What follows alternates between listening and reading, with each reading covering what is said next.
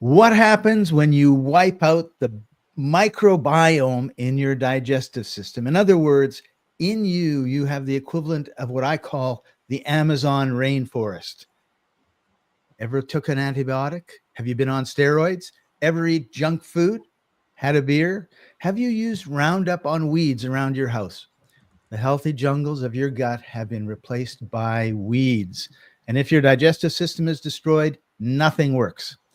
Discover how you can restore the Amazon rainforest in your digestive system right after this.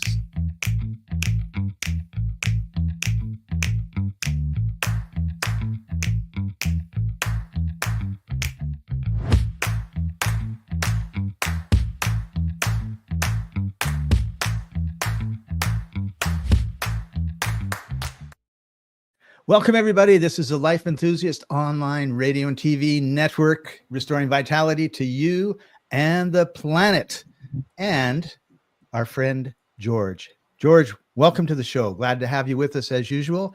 I'm Scott Patton. He's Martin Patella. Martin, how are you doing today? I'm thriving, really, for the most part. Good, good. People talk about immune systems, and they talk about antibodies, I mean. And the truth of the matter is a significant, like some say 70, 80% of your immune system is in your stomach or in your digestive system. Well, here's the deal.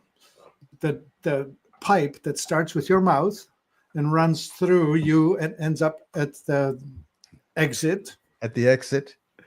Is actually the hostile outside. Like if you cut your skin here, you start bleeding and you're exposing your inner terrain to the outside elements. And if some hostile microbe gets inside it, it has gotten past the barrier and you will have an infection and you're a candidate now for antibiotics. Right. Not a good idea. A candidate for an emergency, right? Like all of a sudden, like it wasn't that many decades or centuries ago where if you had a cut, that was the end of your life, right? Yeah. I don't know if you know the story of penicillin, but when it was invented, it was hard to make and they had only so much of it. And the first guy they were using it on cut his face, had an infection. They used the penicillin and the conclusion was the experiment was successful. The patient died. They ran out of penicillin and the infection came back and the guy died. They didn't save him. But later, the patient number one was a fail, except the experiment was successful. So anyway, we have do it deliberately. And of course, now penicillin is a horrible thing because people are allergic to it and all manner of troubles.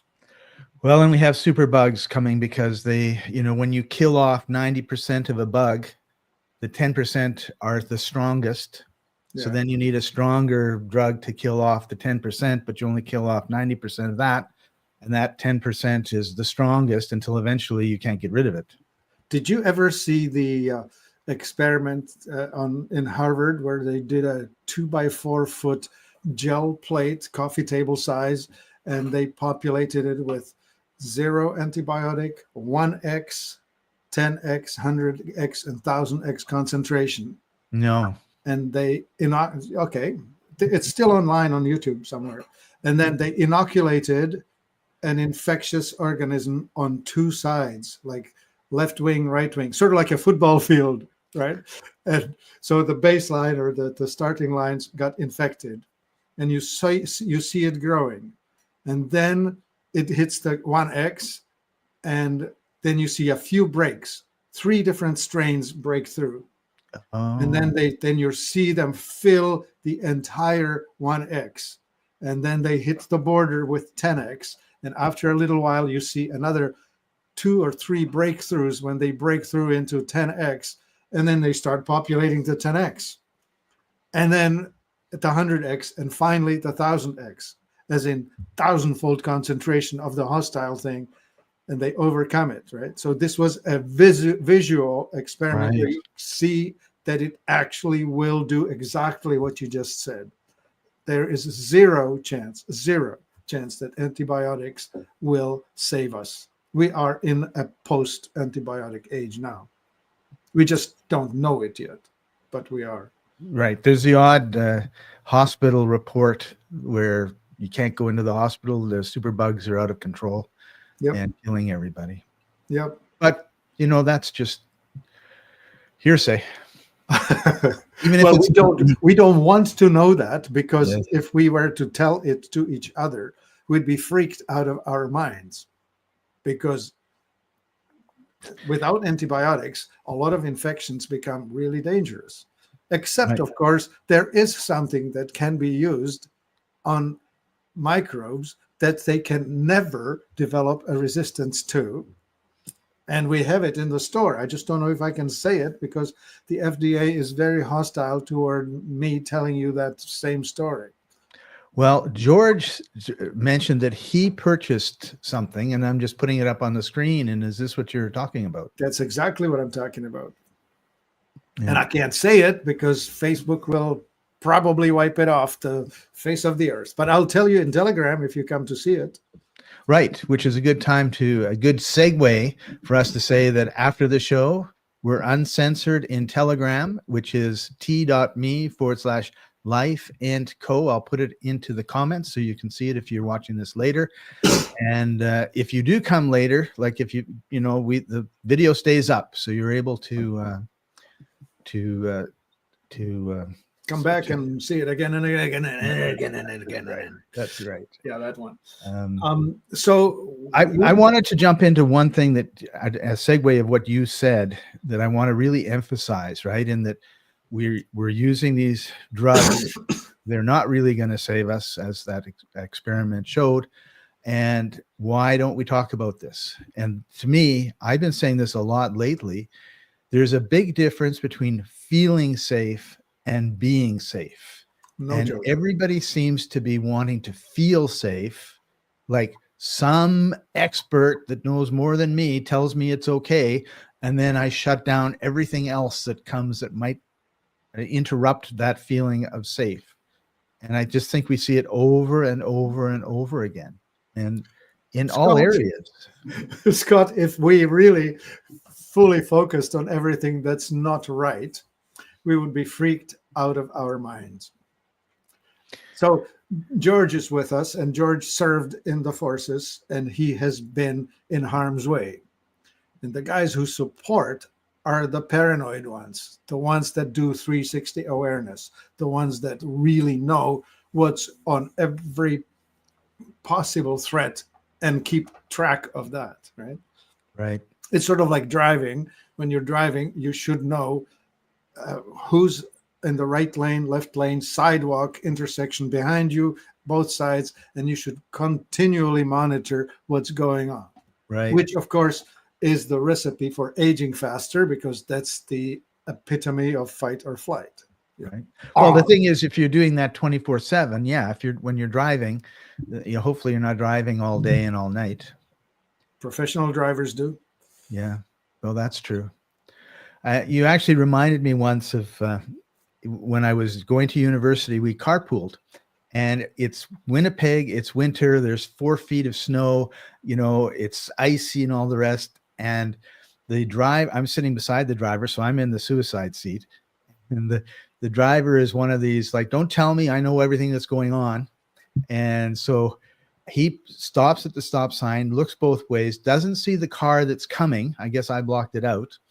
And the car is, and nobody's moving fast, fortunately, but the car is coming, right? So he starts going, and I go, stop, and I stomp on the brake, which of course there's no brake in the passenger side, right?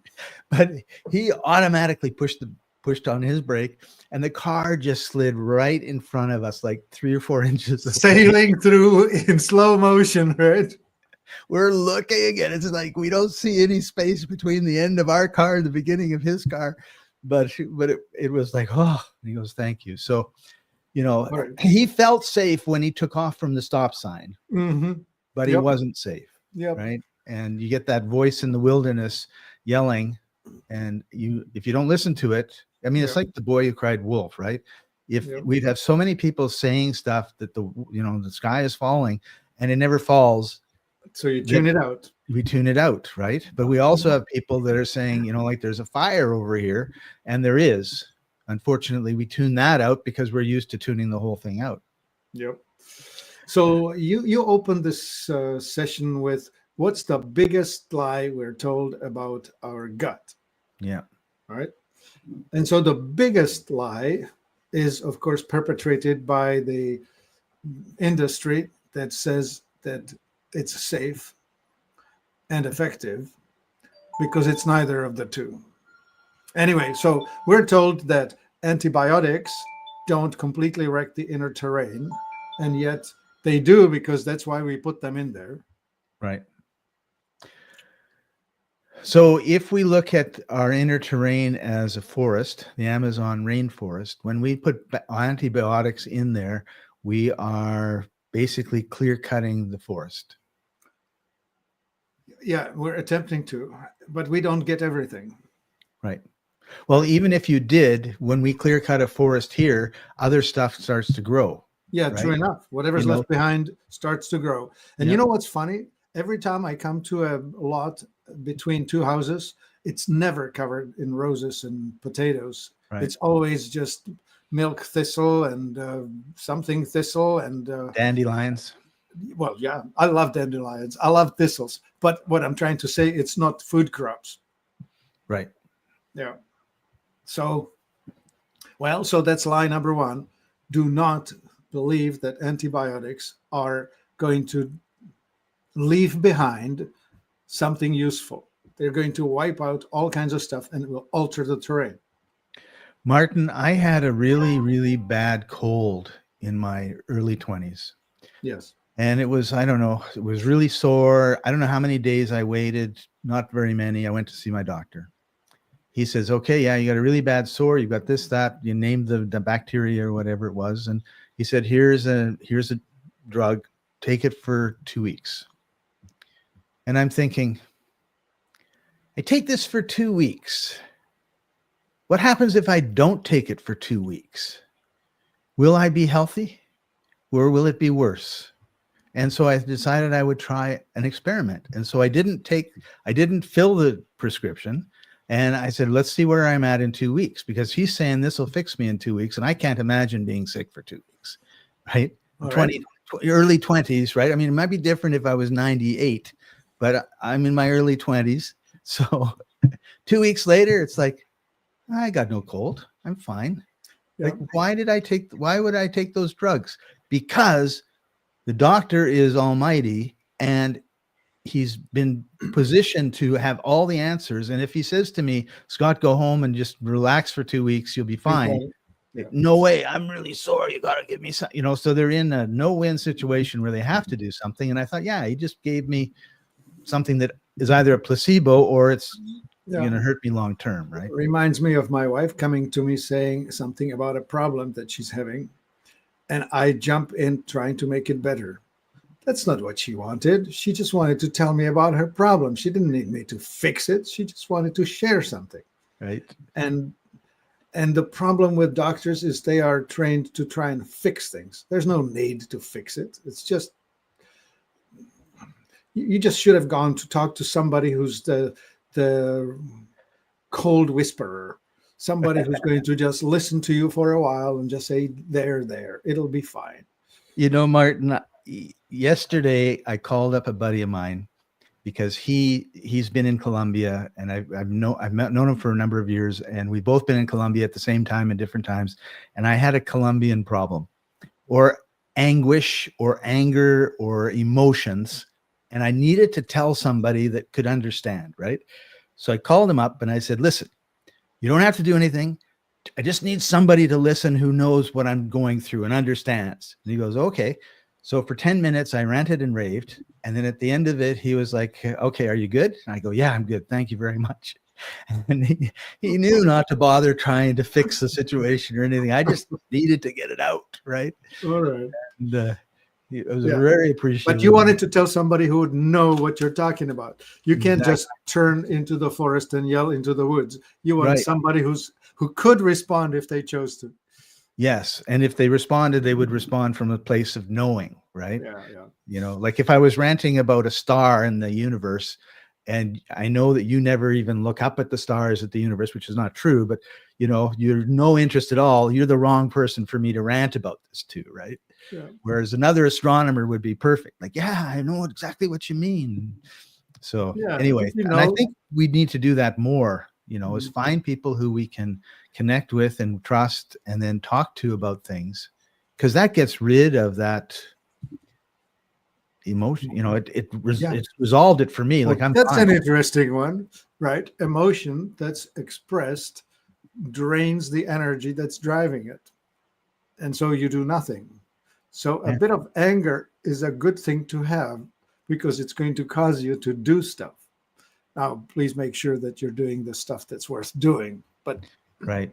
anyway, okay, so let's go back to this the gut issue. Right. So antibiotics will, I promise you, alter the terrain within, and not for the Not, better. not for the better. So what can we do? So we just talked about not telling people solutions, but we're here to tell you solutions. So what could you do? So I've just been on a 2-week, I'm 22 years old. I've just been on a 2-week antibiotic thing that my doctor gave me. I have got rid of the cold and I've got rid of a lot of my inner terrain. How do I restore that? I eat strawberry yogurt from the store. Well, it's a good start. You can do better.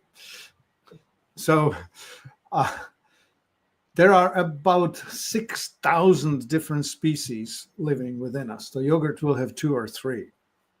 So you want to go broad spectrum. You want to have all kinds of stuff. Here's the thing. The probiotics are like the creatures, the seeds, but you need to actually fertilize the garden. So the probiotics, the bugs, they actually like to eat prebiotics, which are fiber that is not digestible to me, but it's food to them. So it's usually called oligosaccharides.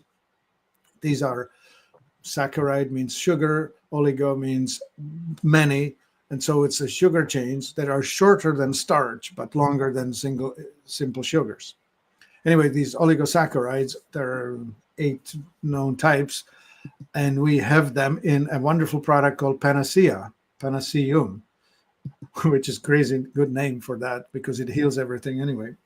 And this Panaceum will feed the bugs and allow them to proliferate. And it's these 8 different classes of these probiotics, prebiotics, will feed all the different probiotics. So you're growing a better garden. And before you start growing a better garden, if it's been wiped out, you need to seed it. And you want to seed it with probiotics. And you want as many species as you can get. So, for example, this famous Strataflora that we have that has 77 different strains, plus some phages, plus some minerals, plus some fiber to feed them. We put in inulin, which is what they like to eat, and fructooligosaccharides, and we put in some herbs that help to manage the terrain and that sort of thing. So people who have suffered with these wipeouts, the desertification events, need to replant. Oh, look at that. George actually knows Strataflora. Yeah. I use it if I have a wipeout. Like, for example, if it should happen, and it did, I go eat out and I get a piece of food that has been treated by somebody who didn't wash their hands well. I end up with the nasty microbes. It's known as the stomach flu, right? First thing that happens that you throw up. The second thing that happens that you have a diarrhea, and it just goes all out of you. And now you're running on empty. You need to replant it. The quickest one, the most exotic thing I have is called Body Biotics. And the good thing about it, it comes in capsules. And the better thing about it is it's a sporogenic stuff. So these are the spores. They're dormant. They're sleeping, waiting to be woken up. And they wake up in moist and warm environment. So when you swallow it, they go to work. And one of the important members of that team is called Bacillus subtilis, which is, it has no use in humans, but it eats hostile microbes, for example, dysentery. So if you have this dysentery event, you want to have Bacillus subtilis in there because it's going to eat the bugs that otherwise would proliferate and make you sick. And then when they're all eaten, it dies down. So that's the story on body biotics. It's an awesome thing for any traveler or anybody who likes to eat out, because no doubt you will run into a situation when you need to take 6 capsules of this all at once. And for the next 12 hours, there's going to be a real street fight in your gut. And then you wake up and you'll be fine. Cool. Martin, we had one other one we wanted to talk about before we run out of time. Yeah. And that was Remedy Link's small intestine detox. Oh, well, this is a complicated story. You know, the terrain starts in your mouth and the saliva should be alkaline. Then it goes into the stomach, and the stomach, the terrain is acidic. Then the small intestine should be alkaline and the large intestine should be acidic. And so the bugs in the small intestines are supposed to be manufacturing short chain fatty acids such as lactic, propionic, valeric, and butyric. And those are, if they're not successfully made in the small intestine, then your large intestine suffers. So you can either improve the terrain so it makes its own, or you can supplement it, like with a butyrate, you can supplement that, or you can just go all in and go with Lactimet. Lactimet is a blend of multiple of these short chain acids. So when you swallow that, it's going to feed the colon so that if you suffer from either constipation or, worse yet, diarrhea, it will improve things. And here's how we know that we need it. You need to check the pH balance of your poop. So you need to capture some of your poop. And if it's wet, great. You bury the pH paper in it and you need to read it. And if it's anything more alkaline than 6.6, you're in trouble. It should really be below 6.5. Okay. Seems like a simple test, if not slightly gross. Yeah, it's a challenge. Well, you could put on a glove. You could put on a glove. Yeah. And of course, you know, people talk about parasites and everything else, and they put a sieve, a colander, and poop into that. Into, and then they go through it looking for bugs, and I'm like, oh, no, thank you. Well, what do you mean? No, thank you. That's the basis of health. Yeah. I'll just pretend that they're there, and I'll take something to get rid of them. All right. So anyway, Lactimet that you put up is one of those things that helps to restore the terrain in the gut, in the large intestine. So now you said small intestine. I think that's a typo on your end. Oh no, it's what it's what Life Enthusiast page says. Okay, so it's a typo on my end. So I better go fix it, because the small intestine terrain restore is called bicarbonate, and that's the one that helps to alkalize the small intestine.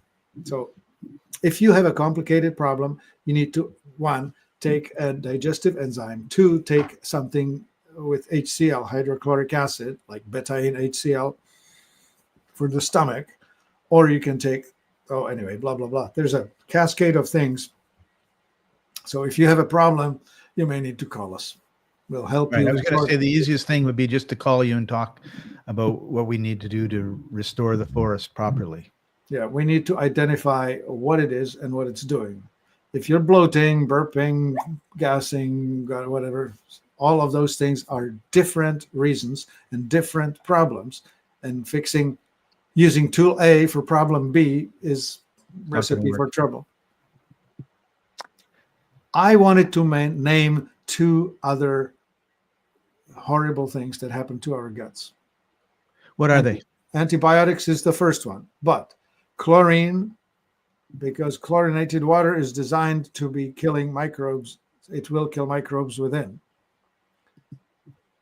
2 is glyphosate.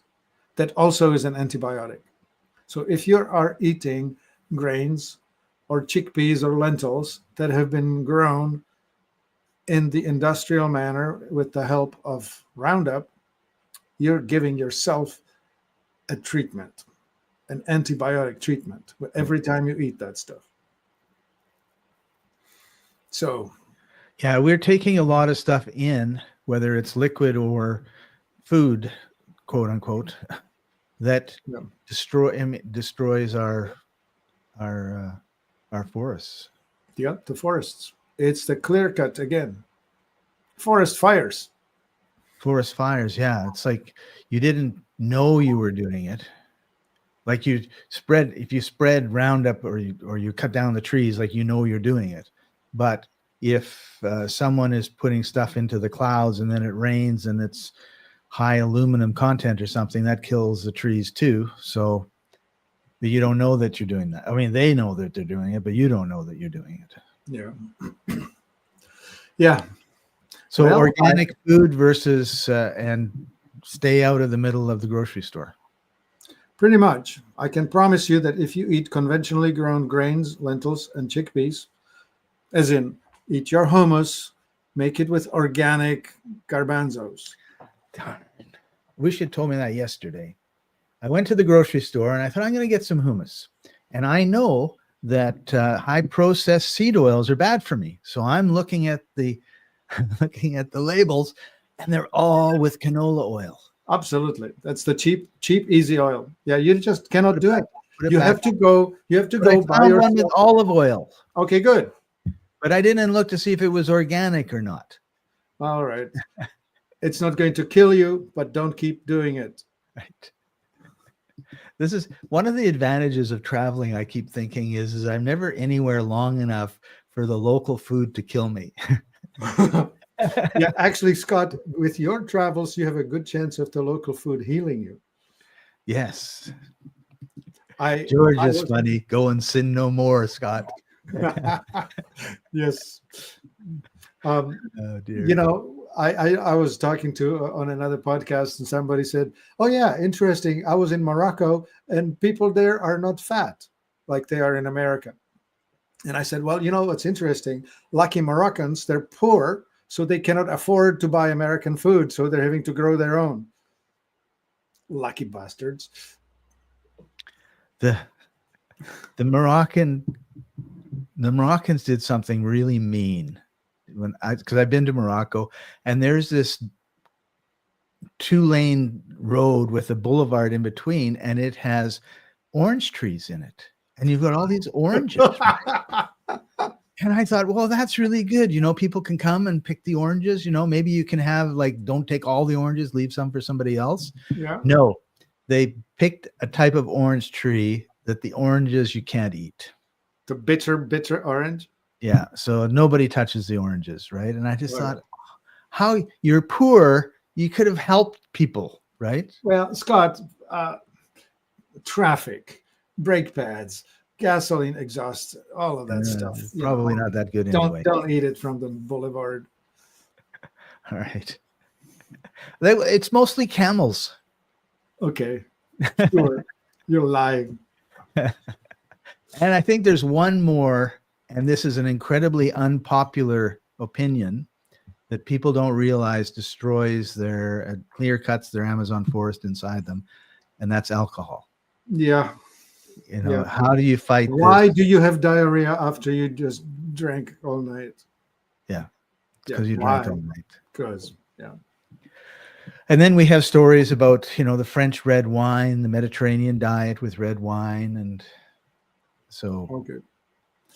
Well, so that was good, Scott. I'm going to have to go. I'm leaving for the show on Telegram. So you can go to t.me/lifeandco and find me there. And, right. And we'll answer all your questions. And let you close out. All right. Thank you, Martin.